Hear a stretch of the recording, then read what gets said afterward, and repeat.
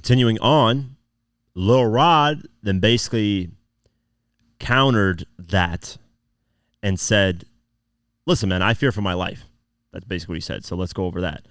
Diddy's sexual assault accuser, Rodney Lil Rod Jones, has claimed that he's been forced to go into hiding after receiving threats for suing the Bad Boy boss.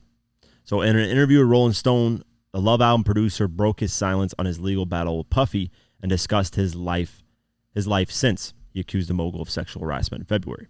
Lil Rod said of Diddy, he's a monster.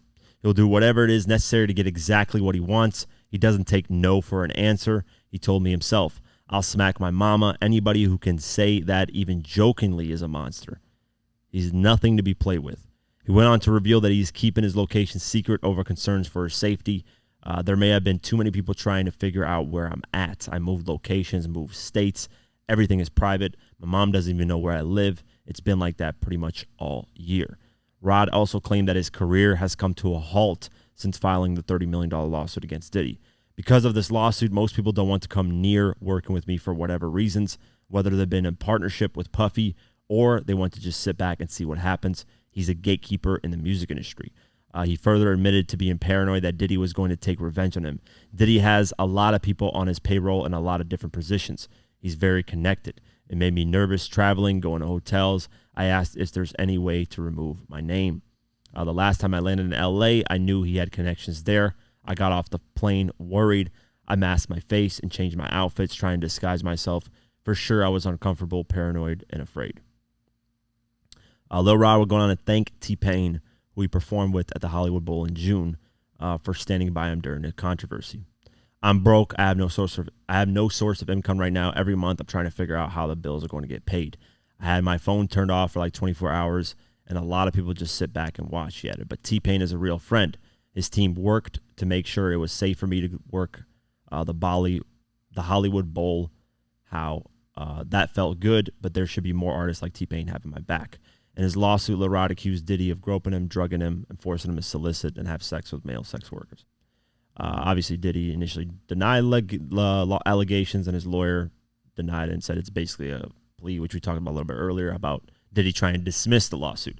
And that's the reality of these lawsuits, right? Here's the thing that people don't understand, right? Unless you're in this situation. A female especially, so this is a male, so he's, men usually aren't as scared as females, and rightfully so, because, females are a lot weaker in terms of like strength and just, they're more, it's easier to get to something bad happen to a female than a male. That's just the reality situation in this world. So if a female gets raped by a celebrity or somebody really powerful and rich, she has to think in her mind, this person's very, very powerful. This person has the ability to just hire a hitman, a person or something to take care of me just because of this lawsuit. And those things usually cross people's minds. And that's why most of the time people don't sue unless they have solid evidence. Like Cassie, I'm sure she sued because she's got solid, look at that surveillance video footage. I'm sure she's got way more than that. She sued and Diddy settled within the quickness because he probably knows she's got some shit on him. But if you have no solid evidence and you just got, something happened to you by a celebrity, the chances, you're going to be scared of suing, and the chances of you winning that lawsuit is very slim. Like very slim, because Diddy's got lawyers. He's damn near a billionaire. He's got lawyers that are, on retainer that are getting paid astronomical amount of money to defend him. So I don't blame Lil Rod when he's going through this stuff, stressing out, because having a lawsuit like that, accusing somebody of something like that, is definitely going to put a target on your back. And, Diddy's had a history, even the Diddy $1 million hit documentary just dropped. He's had a history of, things that went left with a lot of people associated to Diddy. So I don't know. Yeah, it's a tricky situation to be in, but that's a lot of the reason why a lot of victims don't sue immediately, because they think about their family, they think about themselves, what could go wrong. And, you might not think of, like, we might not think of it, right? Like when I'm thinking, oh, why does a person sue, blah, blah, I don't really think of those situations. But if it were ever to happen to me, you definitely think differently, because now you're dealing with somebody that's very powerful, So, yeah, we'll keep our eyes posted, see if Diddy can get that dismissal, and let's see if, Lil Rod actually goes through with the lawsuit and actually goes to trial, because Diddy's going to have to go to trial with a lot of these things, man. That's until, maybe the feds might end up locking him up if they find evidence from his homes and blah, blah, blah. So, yeah, I do I do remember though, while I was doing this Diddy $1 million hit documentary, I was looking at old photos of Diddy back in like 2000 or 1999, 2000, and like he has his bag, right? His son's in front of him. He has this bag that he carries, and it has a bunch of cassette tapes in him. And I'm like, what the fuck? And he's walking out of a hotel.